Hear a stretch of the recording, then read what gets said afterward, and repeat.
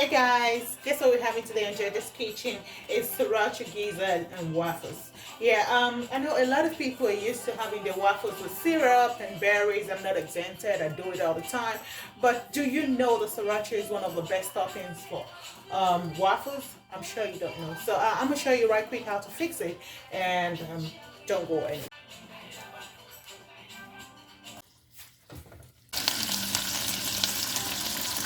Go ahead and have the sriracha. I'm using Sky Valley sriracha. Thank you so much, Sky Valley. I've had to try different kind of sriracha, but this is top notch.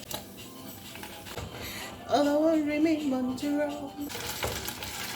Honey. I'll add some honey. So I'll just let it fry for a few minutes, say 5 minutes. Yeah, and I'll get my waffles ready. I'm using Evergreen waffles. Thank you so much, Evergreen Waffles. I'm loving this. And our Sriracha Gizzard waffles is ready. Don't forget to hit the like and subscribe button. That's it for today on JJ's Kitchen. See you next time. Bye.